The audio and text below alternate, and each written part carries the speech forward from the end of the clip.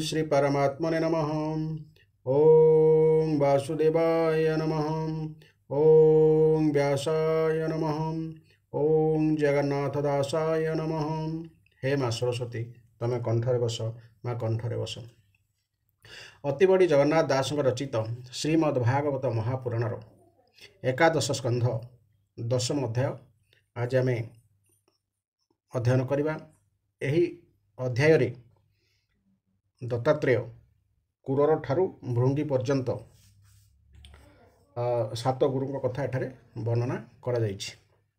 एहार प्रथम भागरे पद्यांतरी एवं द्वितीय भागरे एहार व्याख्या सुनिबा। तो आपण माने धारावाहिक भाव शुणु एवं अनेक नीति शास्त्र कथा जानतु एवं एहार सारांश को आपण माने ग्रहण करंतु। फल आपणकर जीवन दुर्विषह न होई खुशी रे अतिबाहित करिपारिबे।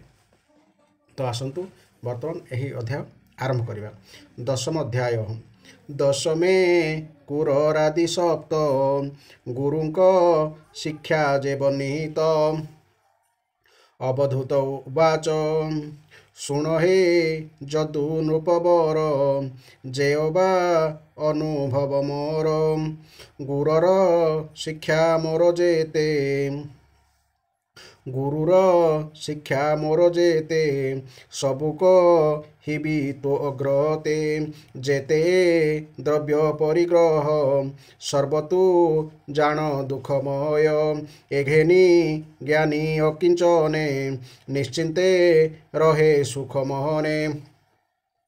पक्षीक मध्य बलियार स्वभावे प्रचंड कुरहर नित्यमा रई नाना पक्षी जीवन पोषे मांस भक्षी तारम हिमा जने शुणी बंदी करती घरे आनी से पुणी नित्य पक्षी मारे मांस भक्षई नहीं पहरे केवल श्रम मात्र सार न भके उचित आहार एणु मु तार दुख चाही तातहु गुरु शिक्षा पाए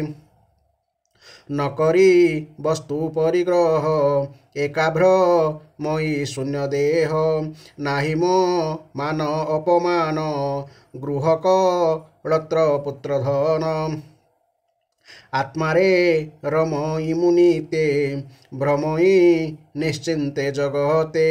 परमानंद रस पाई निरते संसारे भ्रमई बालक तहु यह शिखी नुहई नाना दुखे दुखी केवल आहार व्यवहारे क्रीड़ा रही स्वर्ग द्वारे क्रीड़ा रही सर्वद्वारे किछि चिंता नाही तार एणु बालक गुरु मोहर एबे हो शुण मन स्थिरे पूर्वे जे अवंती नगरे सुसाधु सुंदर शरीरे कन्याए थिला विप्रघरे से कन्या विभा अर्थे बरी विप्रेमी लीले पांच चारी से कन्या पिता संग मेले विवाह प्रस्ताव निरोले विचार करी कन्या माता निकटे बसाई दुहिता तंडुल अर्थे धान्य देई बोलोई कन्या मुख चाही बेगे तू कुट रोले भरी ता शुणी ब्राह्मण कुमारी रोले मु सल एक करी कुटई बेनी करे धरी भुजेता बलय कंकण कुटंते बाजे ऋण झण शुणीकु मारी लज्जा पाई अधेक अंकण हस्तु फेई पुणी कुटंते धीरे धीरे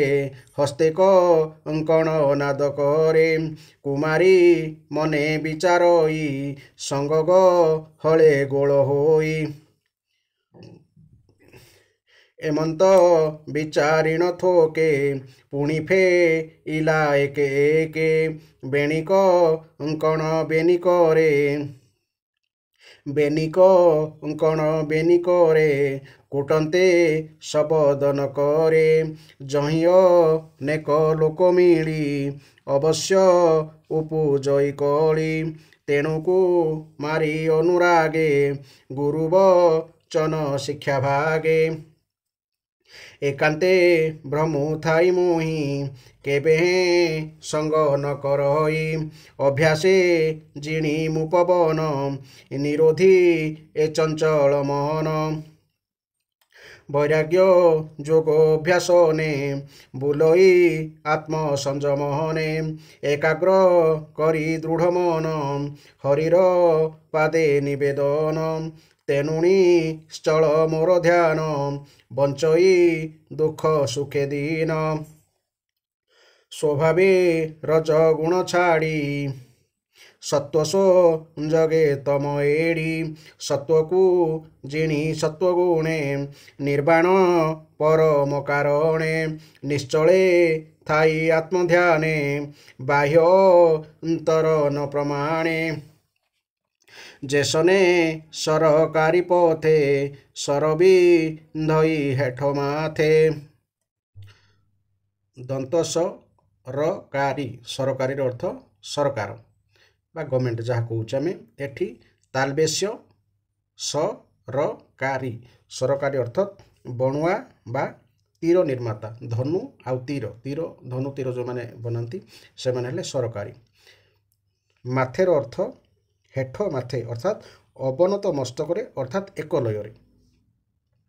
ତାରନି କଟେ ରାଜା ଗଲା ସେ ତାହା ଜାଣି ନ ପାରିଲା ଏଣୁ ତାହାର ତହୁଁ ଦେଖି ମୁଁ ଏବେ ଗୁରୁ ଶିକ୍ଷା ଶିଖି ଏକା ମୁଁ ବ୍ରହ୍ମ ଇ ସଂସାର ମୋହର କାହିଁ ନାହିଁ ଘର ଏଣୁ ମୁଁ ସାବଧାନ ଚିତ ଅଲକ୍ଷ୍ୟ ଗତି ମୋର ନିତ୍ୟ ଅଳ୍ପ ଭାଷଣ ମୁନି ପ୍ରାୟେ ମୁହିଁର ହୋଇ ସ୍ଥିର ଦେହେ ବିଫଳ ଅନିତ୍ୟ ଦେହର ଗୃହ ଆରମ୍ଭ ଦୁଃଖ ଘୋର ଏଘେନି ଗୃହାରମ୍ଭ ଛାଡ଼ି ଦେହର ରକ୍ଷା ମାତ୍ର ଲୋଡ଼ି ଆତ୍ମା କାରଣେ ବ୍ୟର୍ଥ ଘର କେବେ ନ କରି ତତ୍ପର ଶରୀର ରଖ ଇ ନିରୋଳେ ସର୍ପ ଯେ ସନେ ନାନା ବିଳେ ଏଣୁ ରଗ ଗୁରୁ କରି ଗୃହସ୍ଥ ଆଶ୍ରମନ କରି ଘର ନ କରି ଏକ ସ୍ଥାନ ବଞ୍ଚଇ ନାନା ତୀର୍ଥେ ଦିନ ଦେଖ ଏ ବିଷ୍ଣୁ ମାୟା କରି ଜଗତ ସର୍ଜଇ ମୁରାରି ପୁଣିଷ ଘାରେ କାଳ ରୂପେ ନିରୋଳେ ରହେ ଆତ୍ମସୁଖେ ପ୍ରକୃତି ପୁରୁଷ ବେନିର ସ୍ୱଭାବେ ବୋଲା ଈଶ୍ୱର ଉପାଧି ବର୍ଜିତ ଈଶ୍ୱର ଫେନ ବି ନାସେ ଜେହ୍ନେ ନିର ସେ ହରି ସର୍ବଶକ୍ତି ଧରେ ସୃଷ୍ଟି ଛଇ ଯେତେବେଳେ ସୃଜଇ ମାୟା ଯୋଗ ବୋଳେ ହେ ନୃପ ନାଥ ଶୁଣ ଭଲେ ଏ ଗୁଣମୟୀ ବିଷ୍ଣୁ ମାୟା ବେଦ ବେଦାନ୍ତେ କହେ ଯାହା ସେ ମାୟା ନାନା ମୂର୍ତ୍ତି ଧରି ବ୍ରହ୍ମାଣ୍ଡ ମଧ୍ୟରେ ଅଛି ପୁରୀ ସେ ମାୟା ବଳେ ନାରାୟଣ ଜଗତ করে পুণ পুণ তা মধ্যে জীব রূপ ধরি বিহরে নানা ক্রীড়া করি যেসনে কীট উন্ননাভি নিজব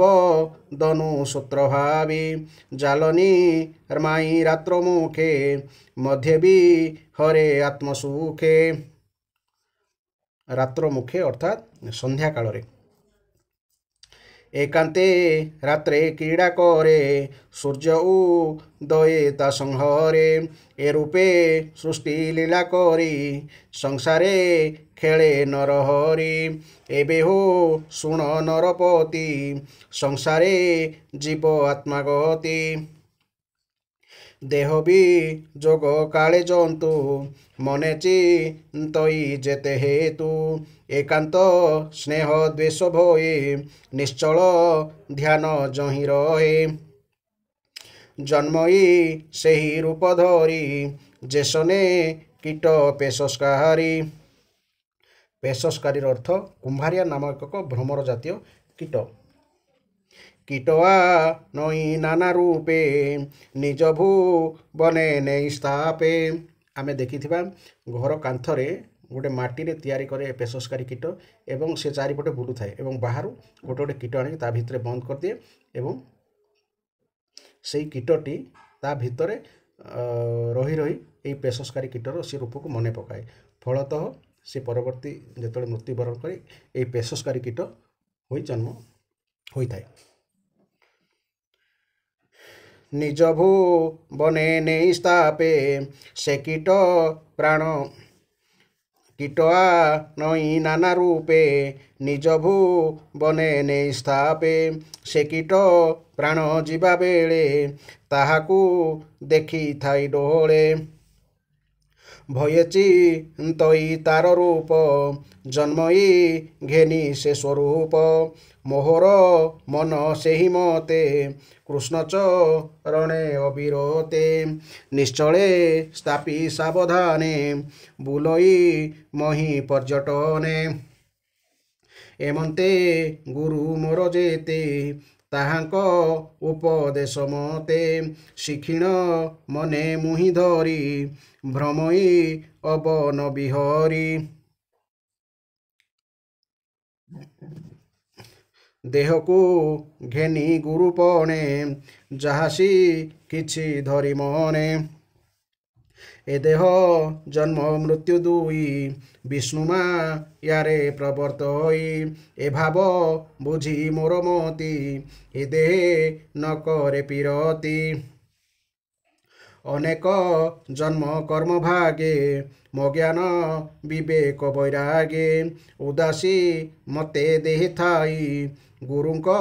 उपदेश ध्याई पुत्रक अळत्र पशुदासे एहांको पोषी देह आसे देहर संगे ए रहंती मरणे केही न जानती नियत कर्म संग करी अंधजे सने जष्टि धरी वृक्षर धर्म प्राय देही अवश्य जन्मिले मरई एणुओ नित्य देह मुहि एणुओ नित्य देहे मुहि केबे विश्वास न जाई ए देह इंद्रिय आवरी भुंजंती जणे जणे धरी श्मशाने मृत पिंड जेने स्वानश्रु गाळंक बदने रसला रसे जिह्वा धरे आहार अर्थे भ्रम करे নিজস্ব ভাবে ষড় রসে ভ্রমই নানা দেশে দেশে তৃষার বেড়ে কেবে পুଣି মাগই সুশীতଳ পাଣି নপাই করে বহু প্রাস এমন্তে আত্মা যাই নাশ আত্মার অর্থাৎ শরীর ইন্দ্রিধ রই পুণ বলে ভ্রমই মই থুন ফলে অমৃত প্রায় জনি দিশে এণুভ্র মই কাম আসে শীতত পত চর্ম ধরে অগ্নিপ বনে আশ্রা করে ক্ষুধা নলে ধরে পেট আত্মাকু করে ছটপট যাবত ন পুরে উদর তাবত জ্ঞান কাহি আর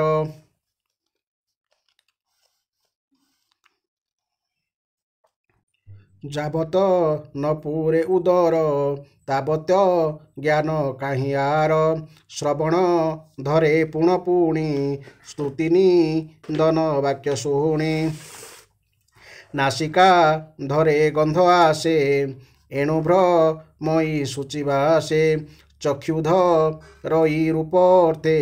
এণুভ্র মই নানা পথে অন্তেধ রই কর্মরাশি বেষ্টিত হুয়ে কালপাশি বহুত সপতণি জেনে স্বামীম ସ୍ୱାମୀ ମାରନ୍ତି ଅପମାନେ ଜୀବର ଅଳପ ଶକତି ସତେଜୁବତୀ ଏକପତି କାମିନୀ ଗଣେ ବନ୍ଦୀ ହୋଇ ସେ ଯେହ୍ନେ ଅଳପେ ମରଇ ଏଣୁ ଏ ସାଧାରଣ ଦେହେ ଜ୍ଞାନୀ କି ବସ୍ତୁ ଜ୍ଞାନ ନହେ। ଅର୍ଥାତ୍ ଜ୍ଞାନୀଜନ ଏ ଜଡ଼ ଶରୀରକୁ ସତ୍ୟ ବା ନିତ୍ୟ ମଣନ୍ତି ନାହିଁ। ଏ ଦେହ ପଡ଼େ ମାୟା ଜଡ଼େ ନିଜ ନିସ୍ତାର ପଥେ ହୋଡ଼େ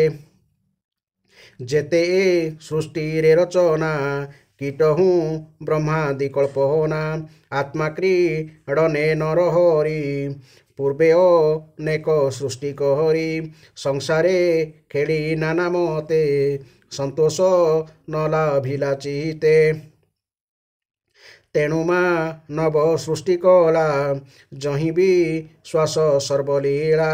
ମନୁଷ୍ୟ ଦେହେ ଦିବ୍ୟ ଜ୍ଞାନ ଦେଖି ସନ୍ତୋଷ ଭଗବାନ ବ୍ରହ୍ମାଦି ସକଳ ଶରୀର ସ୍ୱଭାବେ ଅସତ୍ୟ ସଂସାର ଭ୍ରମିଣ କୋଟି ଜନି ଜନ୍ମେ ବିପାକ ଅବଶେଷେ କର୍ମେ କେବଳ ଶୁଭ କର୍ମ ଭାଗେ ନିଶ୍ଚୟ ଗୋବିନ୍ଦ ଅନୁରାଗେ ଦୁର୍ଲଭ ମନୁଷ୍ୟ ଶରୀରେ ଜନ୍ମଇ ଅନିତ୍ର ସଂସାରେ ସେ ଦେହ ଲଭି ମହି ତଳେ ଅନେକ ଶୁଭ କର୍ମ ଫଳେ ଭାଗ୍ୟ ଦୁର୍ଲଭ ଦେହ ପାଇ ଯାହାର ଜ୍ଞାନ ପ୍ରକାଶ ହୋଇ ଜଗତ ଦେଖେ ବିଷ୍ଣୁମୟେ ସେ ନ ପଡ଼ଇ ମାୟା ମୋହେ ମନୁଷ୍ୟ ମୁଣ୍ଡେ ମୃତ୍ୟୁ ବସେ ଆତ୍ମାକୁ ଅନୁକ୍ଷଣେ ଗ୍ରାସେ ଯାବତ ମୃତ୍ୟୁ ଅଛି ଦୂରେ ସୁନ୍ଦର ଯୁବା କଳେ ବହରେ ସାଧିବ ସକଳ ଶକତି ଯେଣେ ନିବିବ ବିଷ୍ଣୁ ଭକ୍ତି ଏ ଜୀବ ବନ୍ଦୀ କର୍ମ ପାଶେ ସାଧିପ ବନ୍ଧନ ଆସେ ଏ ରୂପେ ହୃଦୟ ନିର୍ବେଦେ ଆତ୍ମାକୁ ଈଶ୍ୱର ଭେଦେ ଦେଖଇ ଜ୍ଞାନ ଚକ୍ଷୁ ଦ୍ୱାରେ ଦୁର୍ଲଭ ମନୁଷ୍ୟ ଶରୀରେ ସକଳ ସଙ୍ଗ ପରିହରି ଏଣୁ ମୁଁ ଏତେ ଗୁରୁ କରି ସୁଦୂରେ ତେଜି ଅହଙ୍କାର ଆନନ୍ଦେ ଭ୍ରମଇ ସଂସାର ଶ୍ରୀ ଭଗବାନ ବାଚ ଏମନ୍ତ କହି ଅବଧୂତ ଶାନ୍ତ ଗଭୀର ଗୁଣଯୁତ ଶୁଣିଆ ନନ୍ଦ ଯଦୁରାଜା ତାର ଚରଣେ କଲେ ପୂଜା ସ୍ତୁତି କରନ୍ତି ସାବଧାନେ ବ୍ରାହ୍ମଣ ଗଲା ଅନ୍ତର୍ଧ୍ୟାନେ ଶୁଣିଅ ବଧୂତ ବଚନ ରାଜା ପଶିଲା ଘୋର ବନ ସକଳ ସଙ୍ଗ ଦୂରେ ତେଜି ଧ୍ୟାନେ ଗୋବିନ୍ଦ ପାଦେ ଭଜି ଯୋଗେନି ବେଶୀ କଳେ ବର ଲଭିଲା ଗୋବିନ୍ଦ ପୟର ଉଦ୍ଧବ କୃଷ୍ଣର ସମ୍ବାଦ ଶୁଣନ୍ତେ ଖଣ୍ଡଇ ପ୍ରମାଦ ପରୀକ୍ଷେ ସୁକ ମୁନି କହେ ସୁଜନେ ଏଣେ କରଲଏ ଏ ଚବିଂଶ ଗୁରୁବାଣୀ ଉଦ୍ଧବେ କହେ ଚକ୍ରପାଣୀ ସେ କଥା ପରମ ଆନନ୍ଦେ ସଂକ୍ଷେପେ ଏକାଦଶ ସ୍କନ୍ଧେ ପ୍ରାକୃତ ବନ୍ଧେ ଭାଗବତ ପ୍ରକାଶୀ ସନ୍ଥ ଜନହିତ କହଇ ଦାସ ଜଗନ୍ନାଥ କୃଷ୍ଣଚରଣେ ଦେଇଚିତ ଇତି ଶ୍ରୀମଦ୍ଭାଗବତୀ ମହାପୁରାଣେ ପରମହଂସା ସହିତାୟାଂ ଏକାଦଶ ସ୍କନ୍ଧେ ଯଦୁରାଜା ବଧୂତ ସମ୍ବାଦ ନାମ ଦଶମଧ୍ୟାୟ। ଅବଧୂତ ଯେଉଁ 24 ଗୁରୁ କରିଥିଲେ ତାହାକୁ ସଂକ୍ଷେପରେ ଟିକେ ଆମେ ଜାଣିବା ତାପରେ ଆମେ ଏହାର ବ୍ୟାଖ୍ୟାଟା ଜାଣିବା। ଅବଧୂତ ଦତ୍ତାତ୍ରେୟ ଯାହା ଯାହା ଛାଡ଼ୁ ଯେଉଁ ସବୁ ଶିକ୍ଷା ପାଇଲେ ତାହା ନିମ୍ନରେ ସଂକ୍ଷେପରେ ଦିଆଗଲା। ପୃଥିବୀଠାରୁ ଦୁଃଖ ସୁଖ ସହନ କରିବା ପର୍ବତ ଓ ବୃକ୍ଷଠାରୁ ପରୋପକାର ପାଇଁ ଜୀବନ ଧାରଣ କରିବା ବାୟୁଠାରୁ କେବଳ ପ୍ରାଣ ରକ୍ଷା ନିମିତ୍ତ ଆହାର ଗ୍ରହଣ କରିବା ଏବଂ ବିଷୟରେ ଲିପ୍ତ ନ ହେବା आकाश ठारू देह ठारू आत्मार पार्थक्य निर्लिप्तता जल ठारू कौन स्निग्ध मधुर व्यवहार तथा समस्त को पवित्र करवा अग्नि ठारू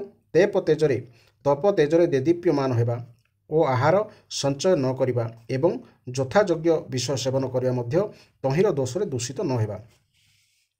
चंद्र ठारू शरीर ह्रास बुद्धि आत्मार ह्रास बुद्धि बा विकास हुए ना बोली ज्ञान पाइबा सूर्य ठारू आवश्यकता अनुसार विषय ग्रहण करी पुनः समय अनुसार ताहा दान करदेवा कपट ठारू काहारी प्रति अत्यधिक स्नेह बा आसक्ति न करिबा अजगर ठारू प्रारब्ध अनुसार प्राप्त आहार रे संतुष्ट होइबा एवं न मिलिले मध्य आहार पई उद्यम न करिबा समुद्र ठारू सर्वदा प्रसन्न प्रशांत और गभीर रहिबा बा विक्षुब्ध न होइबा पतंग ठारू नारीर रूप हावभाव प्रति दृष्टि न देई इंद्रिय गण को संयत करिबा भ्रमर बा मधुमक्षिका ठारू नाना शास्त्ररू केवल सार संग्रह करिबा तथा अन्न आदि संग्रह न करिबा हस्ती ठारू काष्ठ बा काठ निर्मित नारी मूर्ति को स्पर्श न करिबा मधु हरणकारी बा धन संचय न करिबा हरिण ठारू विषय संबंधी संगीत न शुणा मीन ठारू जिह्वा लालसा को दमन करिबा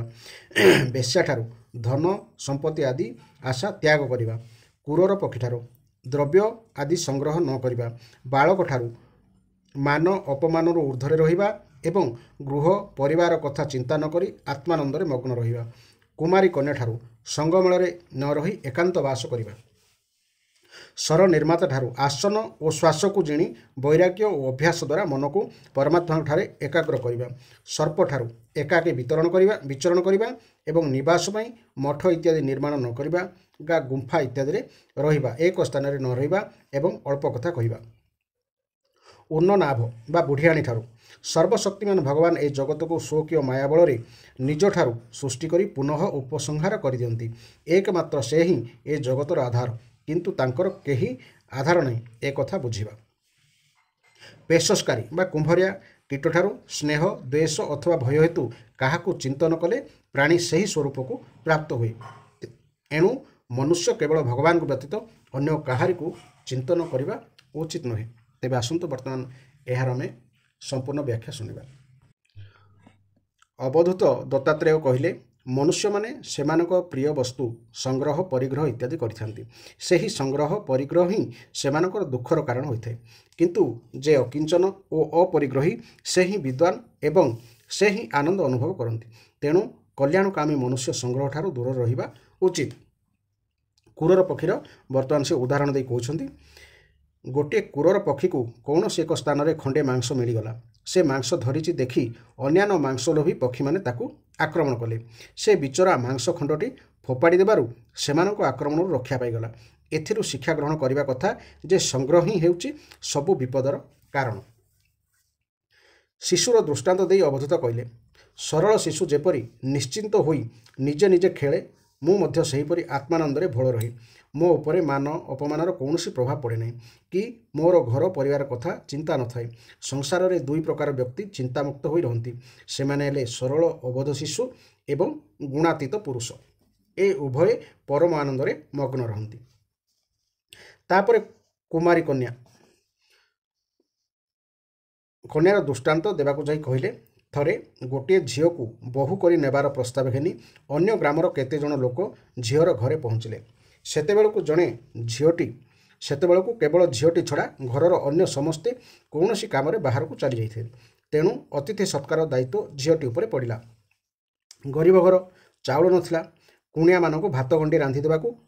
रांधि खाइबाकू देव बोली झीटी धान कुटिबाकू आरंभ कला झीटी हाथ में केते पट शंखा पिंधि थाए धान कुटिबा बेले शंखारे शंखा बाजी जोर शब्द होला झीटी देखिला सही शब्दरू से निजे धान कुटुवा कथा जना पड़िजिवो घरर दरिद्रता भी जना पड़िबो लज्जारू रक्षा पाइबाकू से ता हाथर शंखा केतोटी भांगीदेला तथापि धान कुटिबा बेले झमझम शब्द हेबारु हाथ के मात्र दुईटी लेखाए शंखा रखी बाकी सब भांगीदेला तथापि धान कुटिया बेले एक आरेकर बाजी सही दुईटी शंखार मध्य शब्द बाहरला तेणु से प्रत्येक हाथरू आउ पटे पटे शंखा भांगीदेला एथर दुई हाथ में मात्र पटे लेखाए शंखा रहिला तेणु धान कुटिया बेले आउ शब्द हेला नहीं हे राजन लोकंक गतिविधि जानिबा इच्छा बुलू बुलू मु जाई सेतेबेले सेठारे पहुँचीगली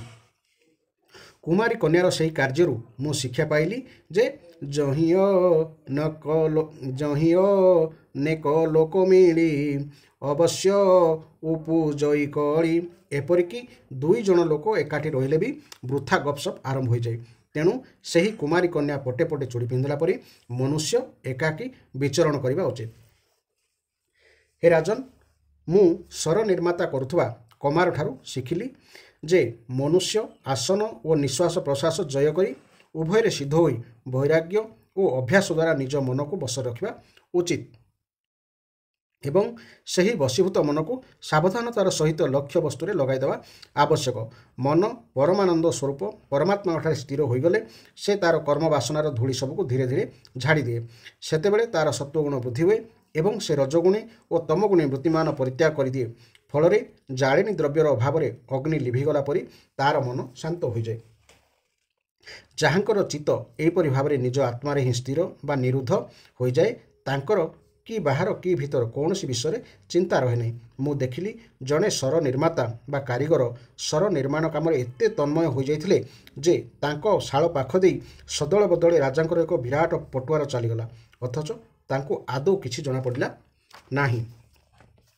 तापर सापर दृष्टांत दे से कहिले, मुनि निजर गोष्ठी बा मंडली न गढ़ी एकाकी रहिबा उचित। से बासस्थान प्रति ममता न रखी सावधान होई एकांतरे बा पर्वत कंदर रहिबा उचित। से निजर आचार व्यवहार द्वारा निजको अन्यमानक निकटरे प्रकाशित बा परिचित न करी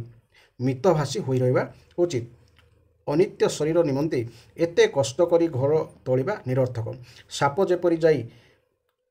जेपरी जाई मूषाघात भितर आराम रही जाए, मुनि सेहीपरि जेकोसी स्थान में रही चलीजा उचित।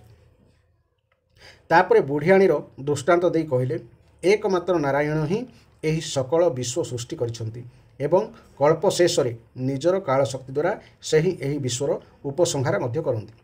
सही परमात्मा हेउछंती एक और अद्वितीय, तेणु से स्वर्गत भेदरु मध्य रहित। एपरि भावरे सही परमात्मा हेउछंती अखंड और अद्वितीय। से हेउछंती सबुरी आश्रय स्वरूप, से स्वयं निजर आधार। सही आदि नारायण भगवान ही हेउछंती प्रकृति और पुरुष उभयर नियामक।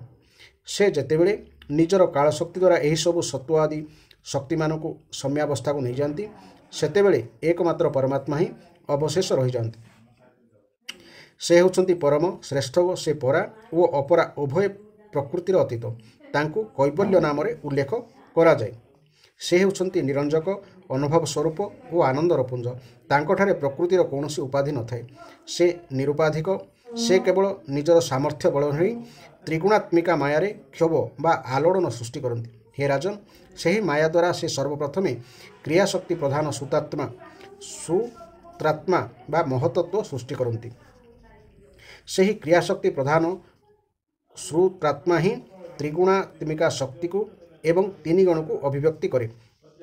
एपरि भावरे ताहा समस्त विश्व निर्माण करे। ताहा समस्त विश्वर व्याप्त एवं सेथिरे व्याप्त होई जीवात्मा अहं बुद्धि धरी संसार में घूरी बुलुछि।